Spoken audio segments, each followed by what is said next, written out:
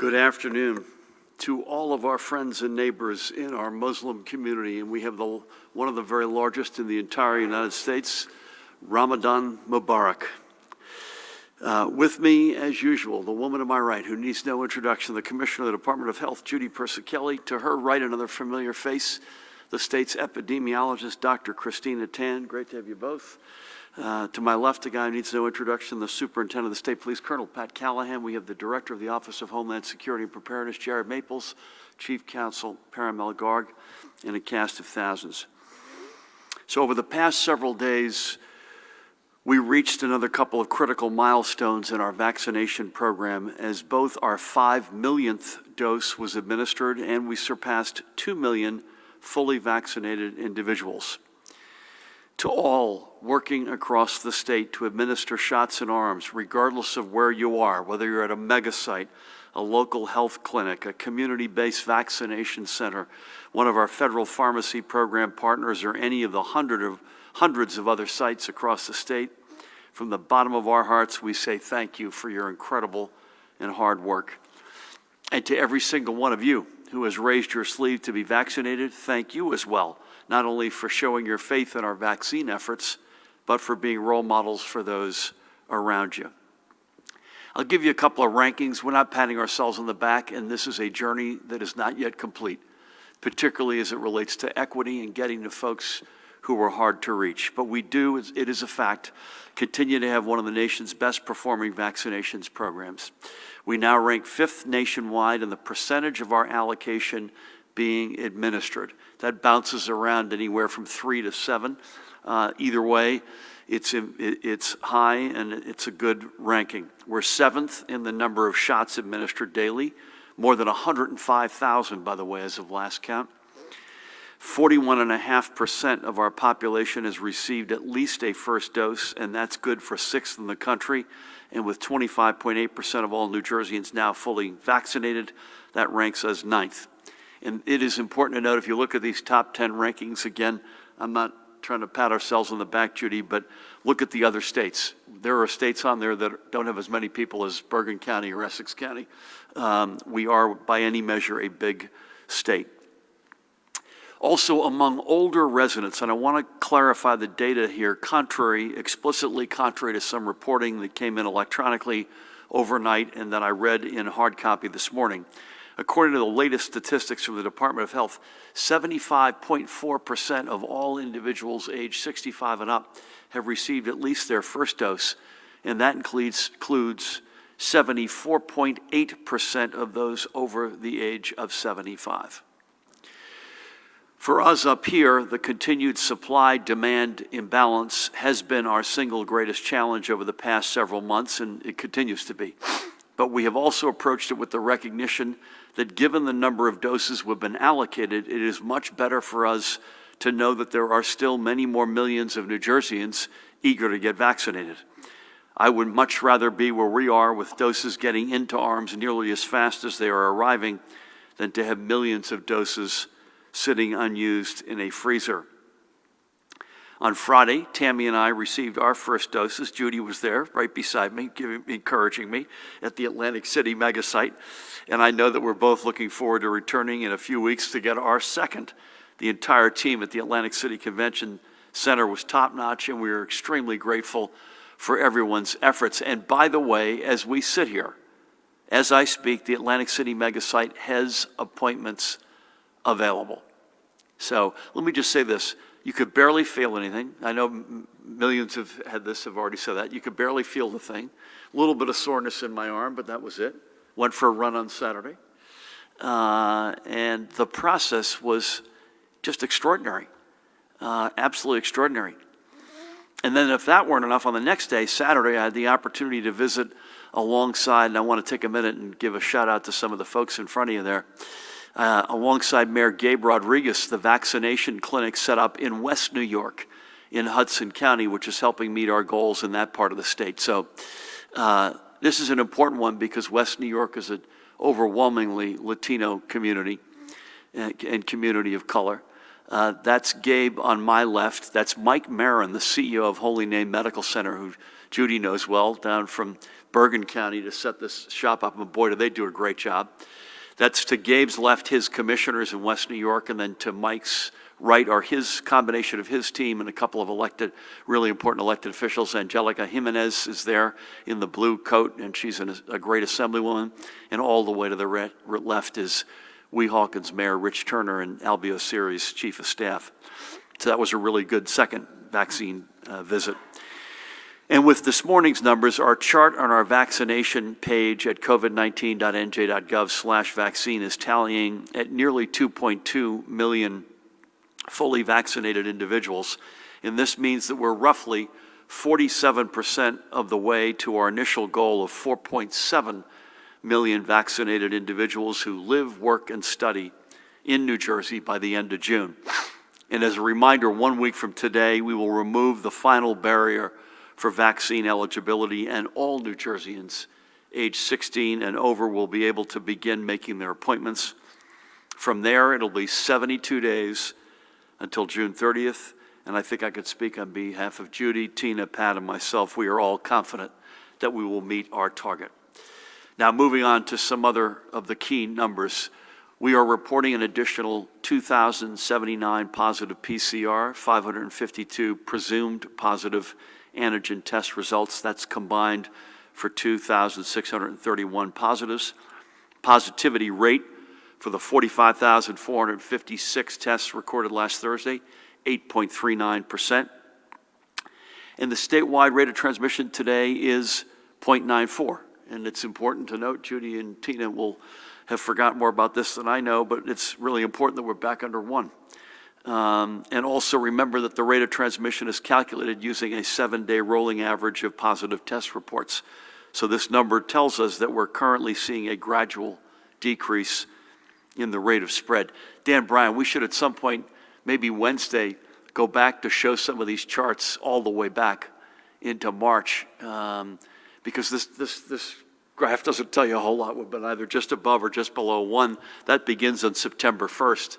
But if you were going back to March 1st, I believe that the RT got as high as 5.31.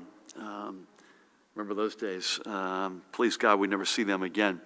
And in our hospitals, we continue to see relatively stable, and that's the word Judy used earlier on a call, stable numbers over the past several days as well. The number of individuals hospitalized statewide as of 10 p.m. last night, you could see at 2,261, 2,150 of them already have their test results confirming they're positive. 448 of them are in intensive care, 241 on ventilators. Throughout the day on Sunday, 233 live patients were discharged from hospitals across the state, while 255 new COVID-positive patients were admitted. And again, these are not confirmed, but 29 deaths were reported by our hospitals over that 24-hour period. But this is confirmed. Today, we also must report with the heaviest of hearts 27 newly confirmed deaths linked to COVID-related complications. The total number of New Jerseyans we have now lost over the past 13 months is 22,323 confirmed, with another 2,573 deaths remaining listed as probable.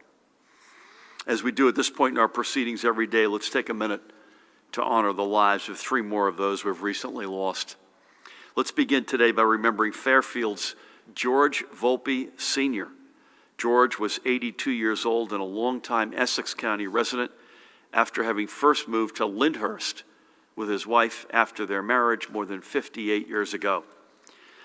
With an educational background in chemistry and service as a military medic, and through his own strong will, some might call it stubbornness, he started his own fragrance and flavor company, Penta International, back in 1976. Penta continues to this day as a New Jersey company, and that is because of George's singular efforts and commitment. As successful as Penta is, however, George would say his greatest legacy was the family that he and his wife Grace, right there with him at his side, raised in the Garden State, and which now survives him, which besides Grace includes his 2 sons, George Jr. and Mark, and their wives, Evelyn and Sandy, respectfully, and his daughter, Christine, and her husband, Joseph, and his beloved granddaughter, Nicole. He is now united with his grandson, Joey, who passed away 3 years ago, bless his heart, at the age of 20. I spoke with wife Grace and daughter Christine on Wednesday, and you can't make this up. God bless them. They had just buried George, and they took the call from the mausoleum at the cemetery and insisted on staying on the line. So bless them and bless him. We are honored that George made his success in New Jersey and contributed to our strong reputation as the best state to live, work, and raise a family. We thank him for his service to our country. May God bless you, George, and watch over you and your incredible family. Next up, we honor Dr. Uma Chowdhury from Ridgewood.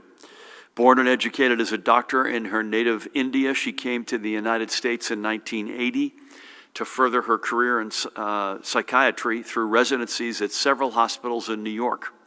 From the start, and through the caring way in which she approached everyone with equal respect, she became a trusted provider to countless individuals over her career. The attributes which served her well as a medical professional also did so away from work, as she put aside her practice to raise family and make her home a safe place for people to gather and stay a while. Dr. Chowdhury was 76 years old. She leaves behind her husband, Dr. Biman Roy, with whom I had the great honor of speaking on Wednesday, and their daughter, Sumona. She also leaves behind her siblings and numerous nieces and nephews and countless friends, not only here in New Jersey, but across the country, back in India, and in the United Kingdom.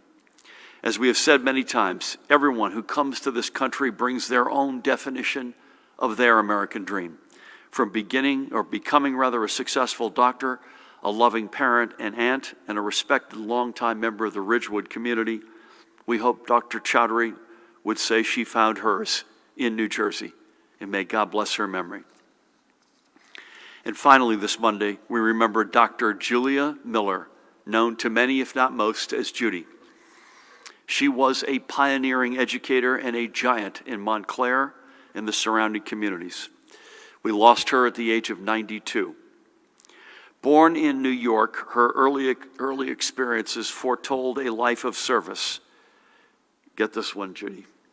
Whether it was being offered a ride home, literally a ride home from the settlement house where she was volunteering by none other than Eleanor Roosevelt, or being mentored as an underclassman at Brooklyn College by an older student who would make her own mark in history, Shirley Chisholm. Following the Newark Uprising of 1967, Dr. Miller was appointed by Governor Richard Hughes to his Select Commission on Civil Disorders that studied the underlying issues that led to those events. With those experiences, she would help found the Black Studies Department at Seton Hall University, where she also taught as a professor for 20 years. Near the end of her teaching career, she received a Fulbright grant to teach students in the People's Republic of China about the civil rights movement. This, as it would turn out, would correspond, literally while she was there, with the Tiananmen Square uprising, and her students implored her also to teach them the movement's anthem, "We Shall Overcome." How's that? Upon her return to New Jersey, she would serve as the New Jersey State Director of Communities and Schools and sit on numerous community and statewide nonprofit and philanthropic boards, including the Turrell Fund, which is committed to lifting up children from underserved communities. She was also a founding member of the New Jersey Amistad Commission and the NJ Association of Black Educators. Judy's now reunited with her beloved late husband, Donald, who she had lost in 1993 after more than 40 years of marriage. She is survived by her sons, Eric and Craig, and I had the great honor to speak with both of them at the same time on Wednesday, and their spouses, Lynn and Sean, as well as by her 3 grandchildren, Abeo, Marley, and Trent, step-granddaughters, Nicole and Erica, and great-granddaughters, Kay and Sophie. She also leaves her sisters, Olga and Martha, and numerous nephews and nieces, including a dear friend, State Assemblywoman Mila Jacey. And I have Mila, as well as a dear friend and colleague in the Democratic Party, LaVon Biebler Johnson in Burlington County, to thank for bringing Judy's life and passing to our attention. May God bless Judy, and we thank her for a lifetime of service to our state and to our civic life and ongoing dialogue. she will not be forgotten. Nor will we ever forget any of those we have lost to this virus. We continue our fight to end this pandemic in their memories and in solidarity with those they have left behind. Now, moving on, a couple other quickies here. Today, the largest public school district in the state, the Brick City, Newark, switched from being an all-remote learning schedule to a hybrid schedule. This means that for the first time in more than a year, Newark school children and educators are getting together in their classrooms. I again applaud Newark Mayor Ras Baraka, Newark Superintendent of Schools Roger Leon, and Newark Teachers Union President John Abigan for their efforts to get New Jersey students and educators safely and responsibly back to school. And this transition is also being seen in other districts statewide. So here's the rundown. Today, there's 165 districts are back for all in-person instruction. That covers, by the way, 144,500 students. That is an increase of roughly 9 schools or districts and 21,000 kids from last week. Another, I want to make sure I got my math right, roughly 810,000 students across 496 districts are open for hybrid instruction, and that includes now Newark. And this is an increase of about 64,000 over last Monday. A lot of that's coming from Newark. And we know there were districts across the state which purposely reopened coming out of spring break last week in either a hybrid or all remote stance out of precaution, and who are now moving forward or moving up to the next level today. We are living that in our household as we speak. This leaves roughly 323,000 students in 118 schools or districts still on an all-remote schedule, and many of these are actively working toward bringing their students back into their buildings on at least a hybrid schedule. That's unchanged since the last time in terms of districts, but it is down, the total remote is down about 40,000 from last Monday. Again, a big chunk of that's coming out of Newark. And finally, about 76,000 students across 32 districts or schools are in a mix of one form or another. That's a drop of 10 schools or districts and 45,000 students. But all totaled, there is now unmistakable movement back into our classrooms, and I know that for students and educators, and for moms and dads and countless families, this is a tremendous positive sign and a great relief. I applaud everybody associated with this, beginning with the continuing efforts of Acting Education Commissioner Dr. Angelica Allen McMillan and her team in working with our educational communities. Now finally for today, for me, and as we usually do, I'd like to note another of the communities which has partnered with the Department of Community Affairs, headed by the one and only Lieutenant Governor Sheila Oliver, through its Neighborhood Preservation COVID-19 Relief Grant Program. And this time we're in Keyport, in my home county, Monmouth County.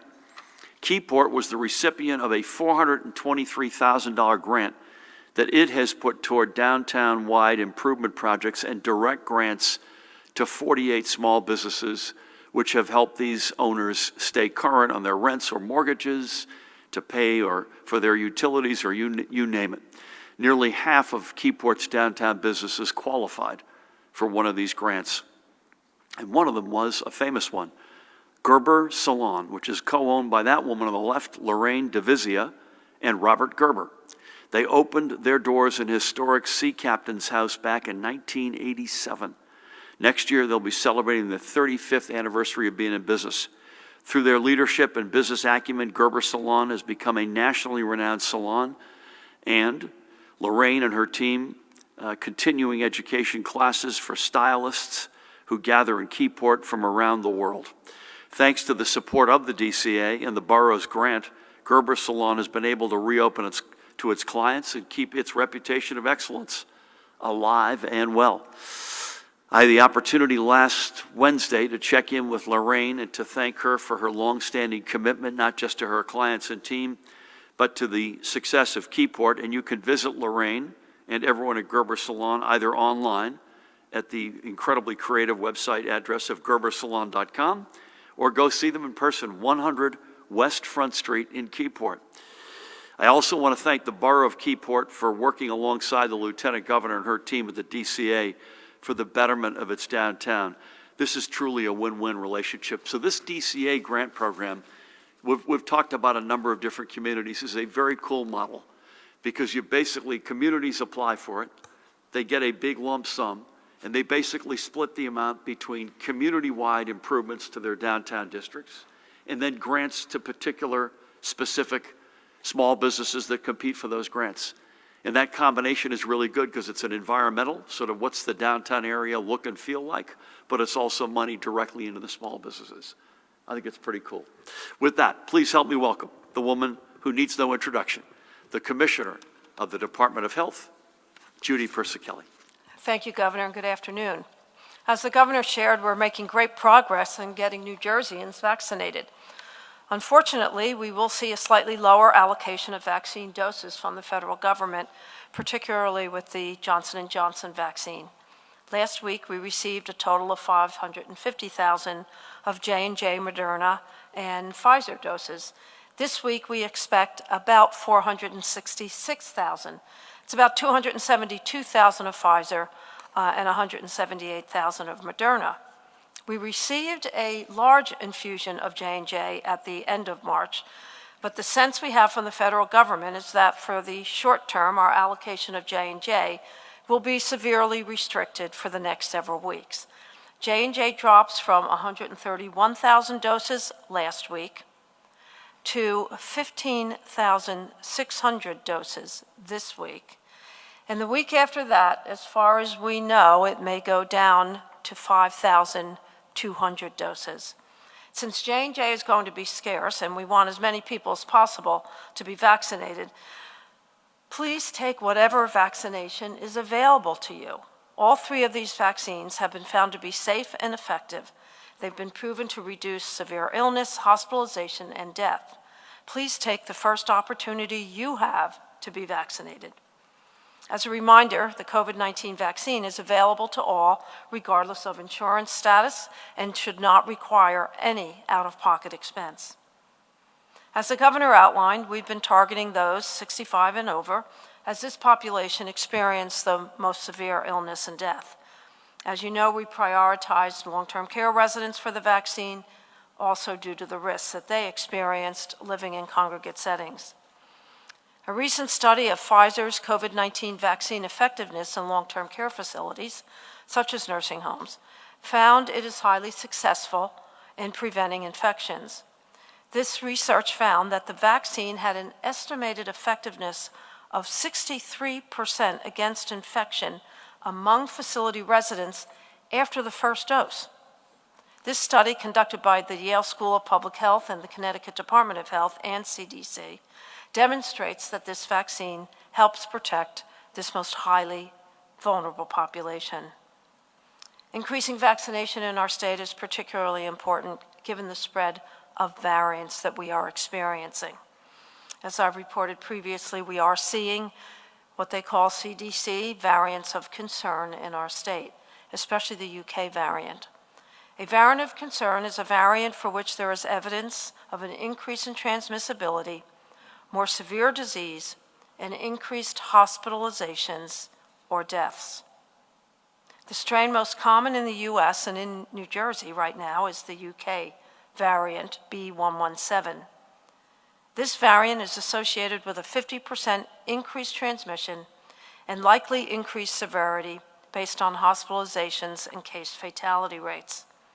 The South African variant has about a 50% increased transmission, and the California variants we are seeing about a 20% increased transmission. Right now, there's a total of 958 reports of CDC variants of concern in New Jersey. 936 of these reports are the UK variant, which has been found in every county in the state at this time. Additionally, we have 9 reports of the Brazilian variant P1, 2 reports of the South African variant B1.351, and 11 reports of the California variant, 8 of the 1.427, and the remainder of the B1.429.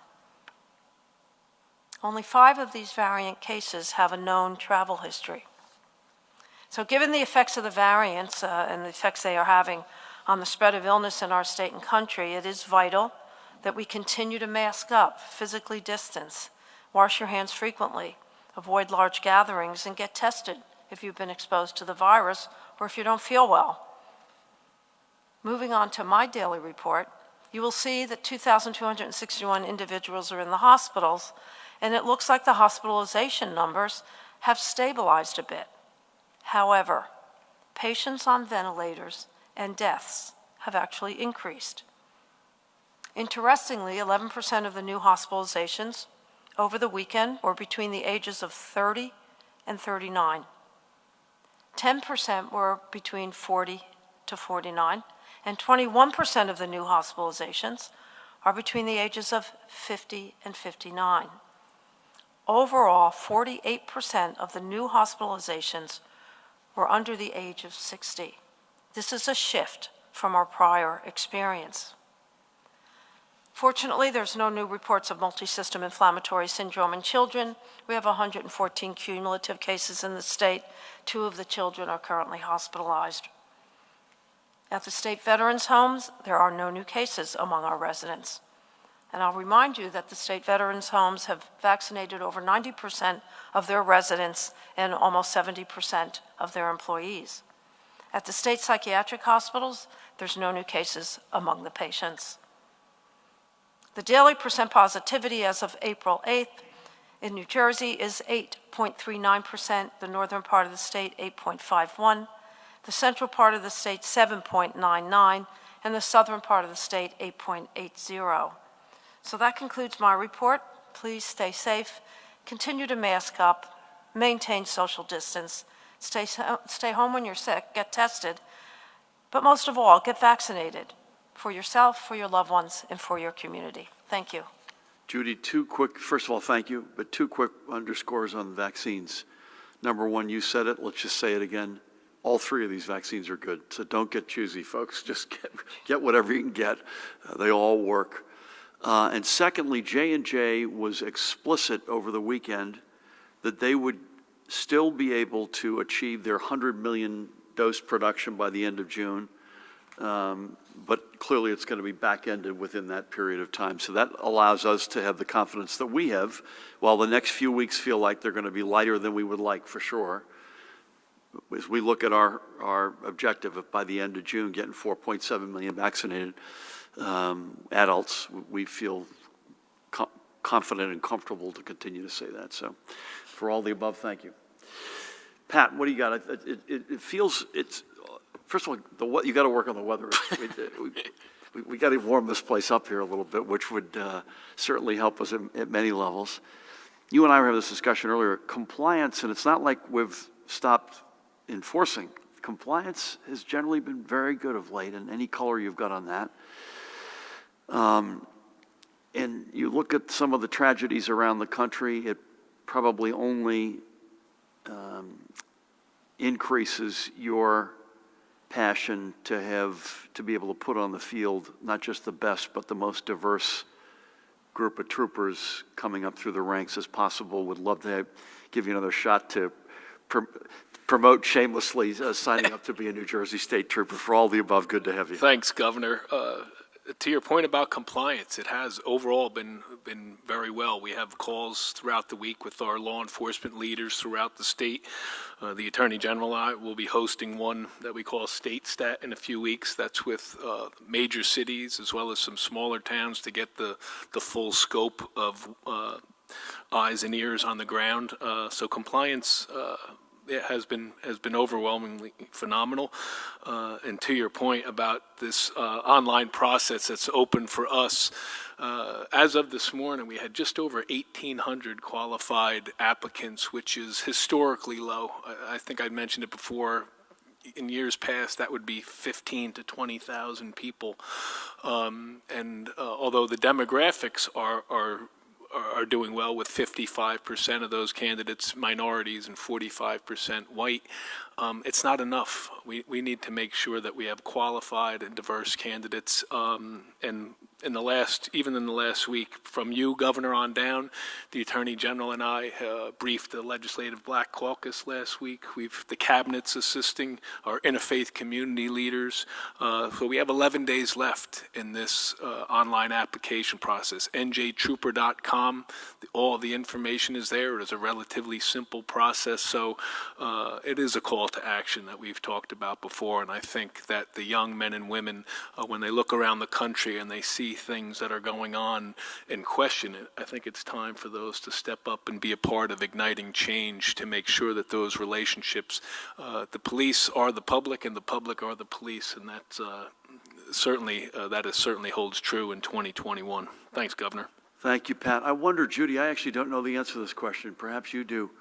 And if not, maybe Dan can help Judy and me figure out. I wonder what application to nursing schools look like right now. I think they're up. They're up? Yeah, they're definitely up. Interesting. Thank God, by the way, right? But you just, a year like, we can't underestimate the impact that the past 13 months is going to have on the generations to come for decades, right? Whether it pulls people toward or away from particular careers, how it's going to impact their own physical, mental health going forward. It's going to be fascinating for sure, right? Pat, thank you. njtrooper.com, singular? njtrooper, I always get that mixed up, njtrooper.com. Sergeant Murray would be mad at me if I didn't say that. So I think we'll be on our regular rhythm this week, so we'll be on the road tomorrow. I don't think we've got a COVID, as far as I can recall, we're not on the road doing COVID. I think we're on the road doing a bill signing, trying to put some more money into the state. And then Wednesday we'll be back at our usual time, 1 o'clock, and then we'll see how the rest of the week goes. Does that make sense? Matt, we'll start with you because you were kind enough to come out twice today, not just once. Good afternoon. Commissioner, on the variants, how much testing is now being done on each new positive case? Is it still that 2 to 5% of each positive case that we've discussed in the past? And are there, or has it increased, excuse me, and are there projections on just how prevalent these variants are in the state based off the limited testing? And Commissioner, I was also wondering if you give a latest age breakdown of new cases. Are you seeing any trends? Is it maybe younger folks or is it different? Governor, do schools for graduations have to abide by the 200-person outdoor limit, or can they use the 30% limit for outdoor stadiums? And should schools be scrapping any hope of having proms, either indoors or outdoors, or do you plan to update any guidance before time runs out on the school year? And finally, from Brian Thompson, given counties are using virtually all their vaccines as they get them, why is it that both Morris and Bergen counties have more than 36% of the adult population vaccinated, while Hudson County just has 22%? Brian asked that the percentage gap is smaller for elderly vaccinated population according to CDC numbers published yesterday. Why did Hudson get so few doses? Judy, I'll have a couple thoughts and then throw it open to you if it's okay. We're assuming, I don't want to put words in your mouth, but I think you've said this, that the variants are the one form or another of the prevalent form of the virus right now. You'll have some update on the testing. I think the answer is unequivocally, Judy, I think said this on hospitalizations, and I assume it has to be on test results that this is going to a younger demographic, right? But Judy can weigh in on that as well.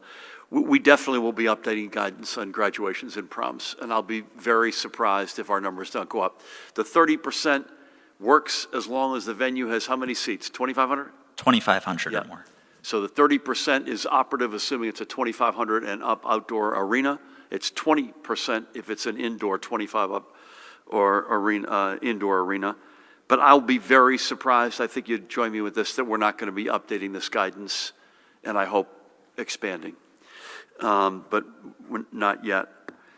Listen, I think we've been, Senator Menendez said it, and we said he was right. We agree with him. Part of the reason I was in West New York on Saturday, Hudson County has been, this is the densest county in America. And it's got a lot of really hard to reach communities and people. And so we're working intensely with them. And I think if you look at 1 week, to County X versus County Y, or even over a couple of weeks, you might get a distorted sense of that. But I think if you look at the equity program that Judy and team are working on, the mobile vans, the faith institutions, the going into hard-to-reach folks, homebound, other individuals, Hudson County is a disproportionate winner in that over the next number of weeks. I'll be surprised if you don't see those numbers come into a meaningfully better place. Judy, anything more on variants, the amount of testing we're doing, which forms are prevalent? And I assume you agree that the virus generally has gone to a younger demographic. We're definitely, our testing shows that the younger demographic account for most of the highest percentage of the tests.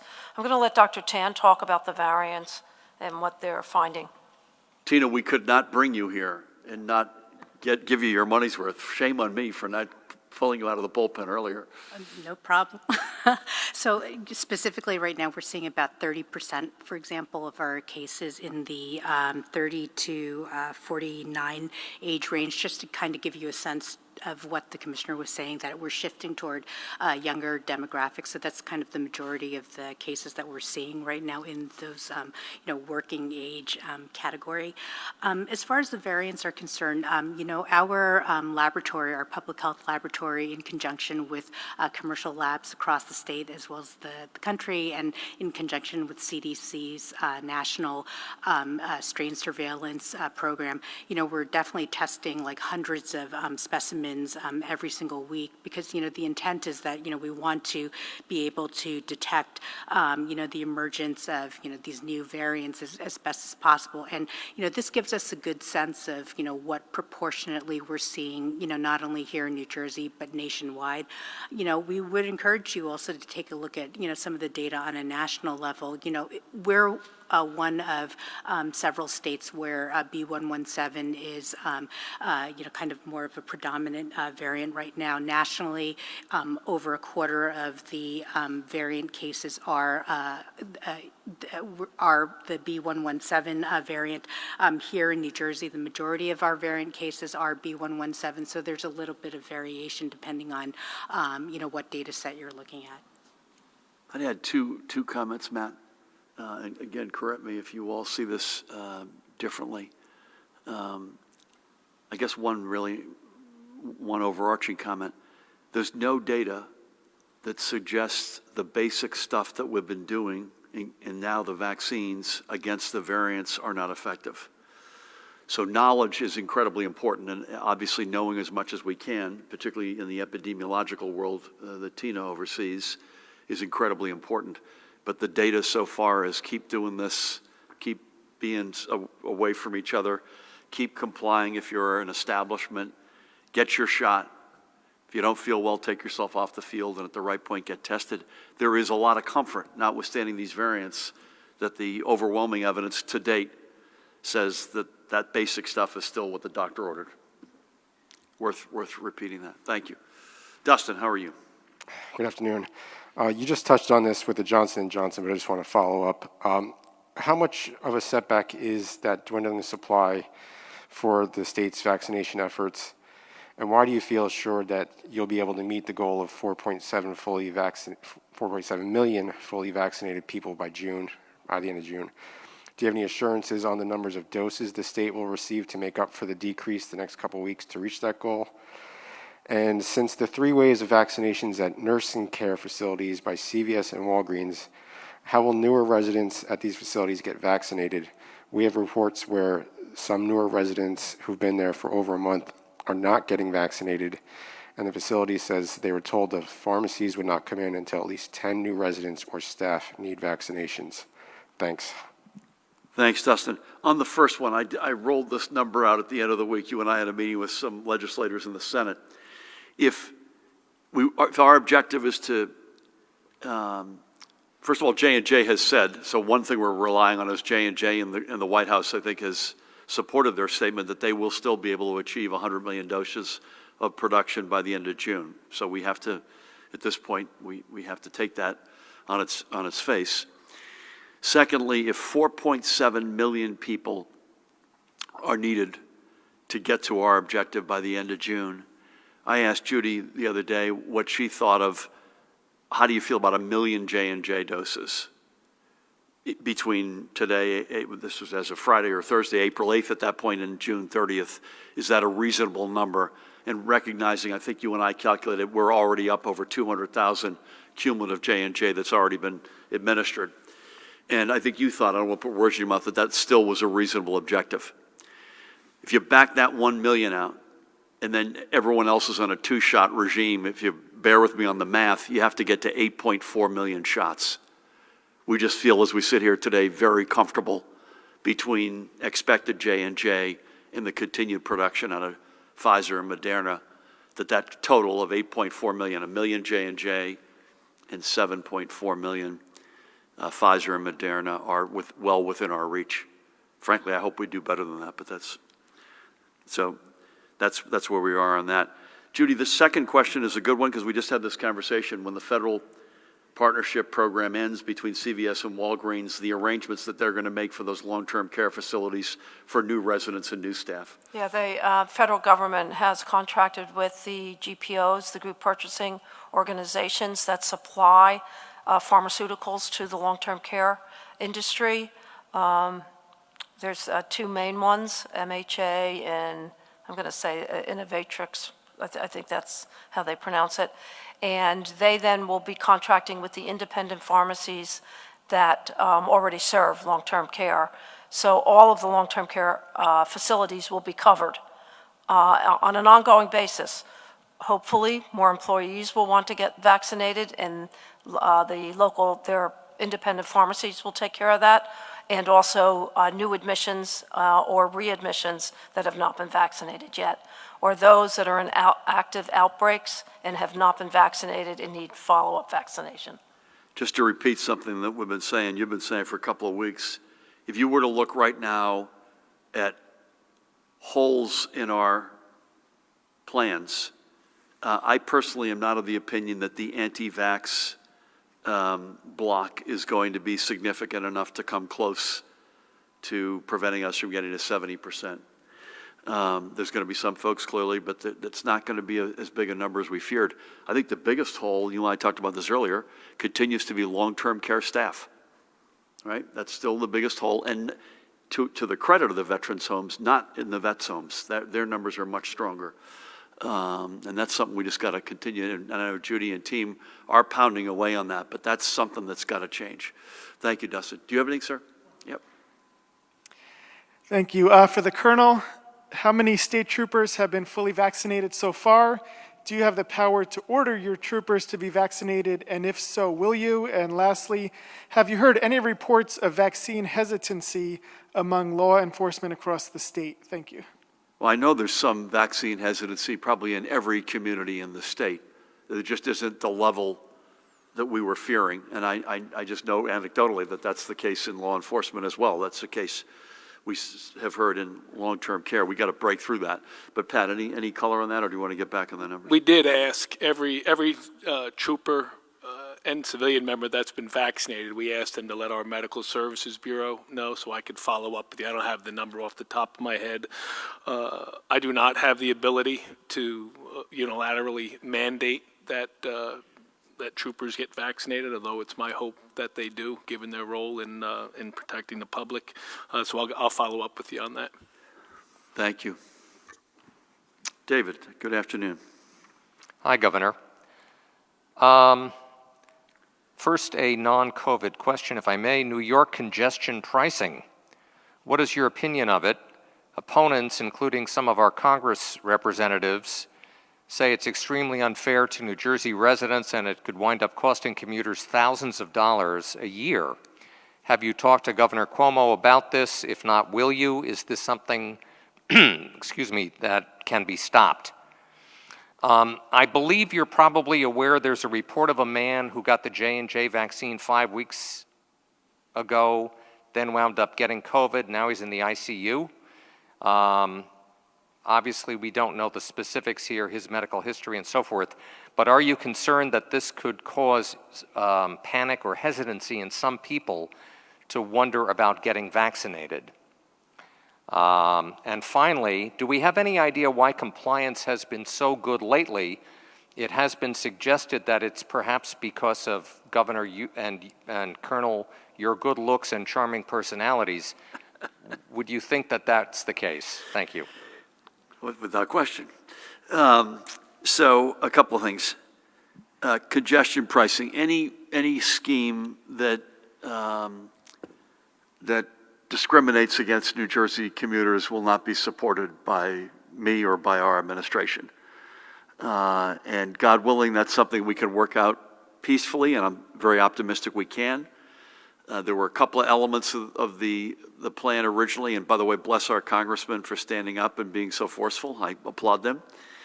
You know, one was a loophole that covered the Holland and Lincoln tunnels but didn't cover the George Washington Bridge, which makes no sense. And secondly, frankly, the proceeds from this pricing scheme. If New Jersey's folks are paying into this a lot of money, we deserve to get a fair amount out. We've spoken to the Cuomo administration at length over the past since I've come into office. I've not spoken to him personally about it of late, but that's something we're going to be vigilant on.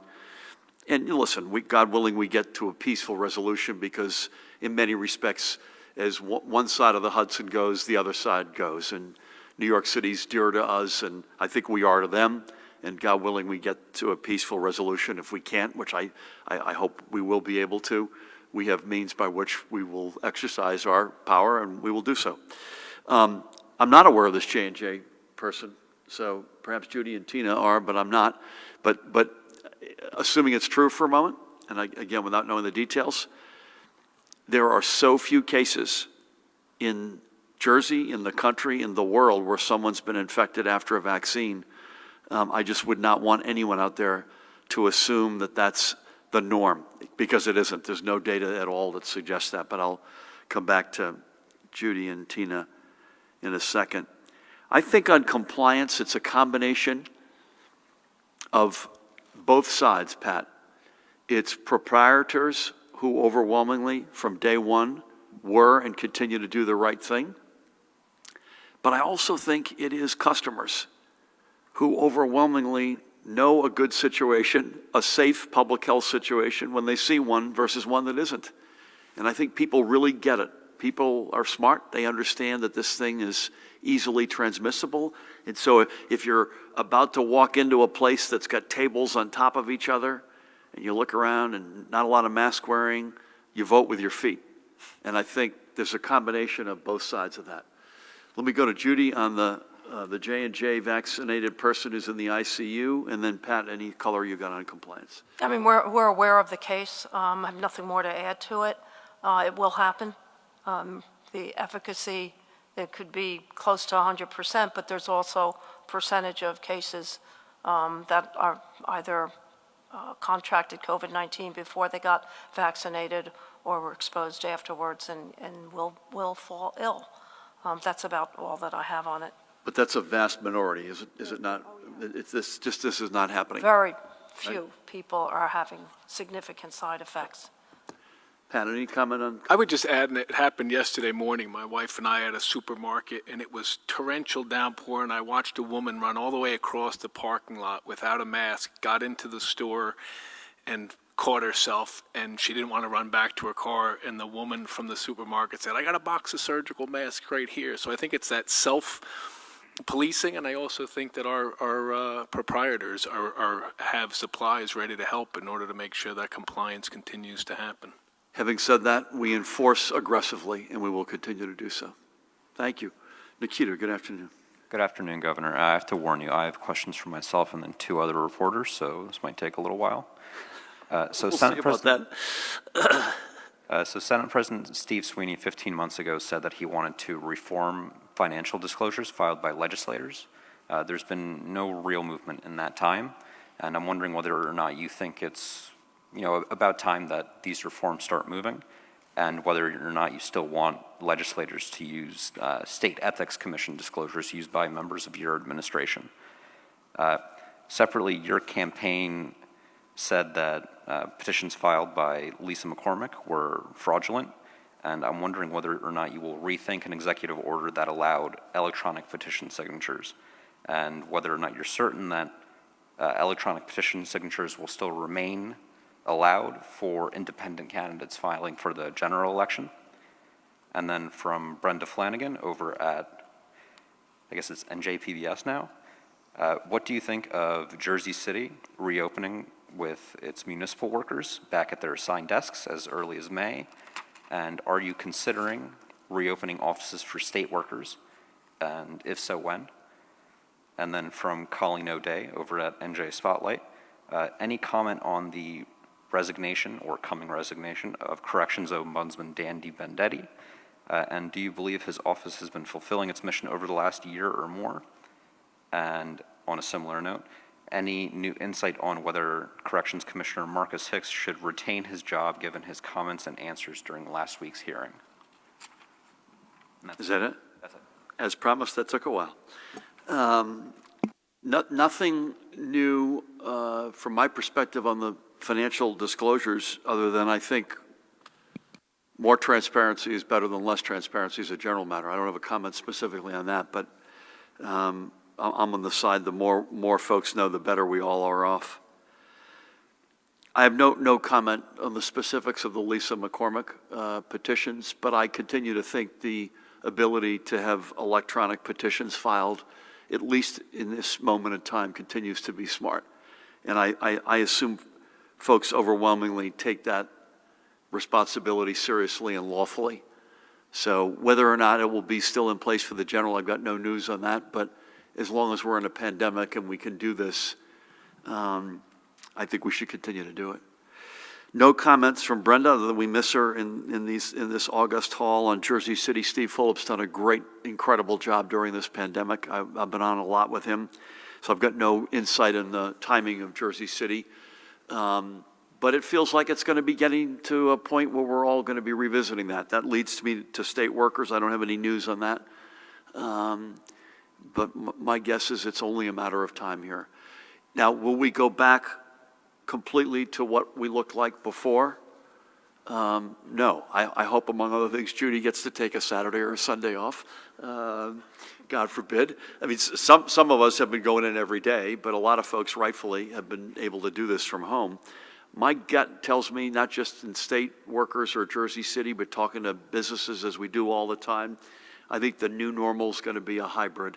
It's going to be some amount of going to headquarters, some amount of days a week, some amount of working from home, and maybe a middle plug-and-play pod.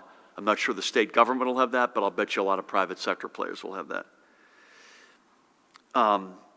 The role, if your question is, does the role of ombudsman matter? The answer is yes, it matters. I've got no comment on the personnel matter of the individual leaving or any new news on Commissioner Hicks. But that's a position that we take seriously, and I would suspect, we had a conversation this morning, that the folks who are responsible for filling that position will be doing so expeditiously. That's clearly an important role, but beyond that, no comment on any individual personnel matters. I think that's it. So again, Judy, Tina, thank you, as always. Pat, Jared, Paramel, Dan. Again, have I spoken correctly? We'll be on the road tomorrow, but not COVID. And we'll be back here at 1 o'clock on Wednesday. And I would just say, keep doing the right thing. I mean, it's proprietors, individuals getting their shots, doing the smart public health stuff. It feels like we are, Judy, I'm going to use the word stable, which I think is the word you use, as opposed to turning a corner, but it feels like it's within us to turn a corner on this plateau that we've been living with for the past 4 to 6 weeks. And we only get to do that if everybody gets there together. So to each and every one of you, many thanks and God bless.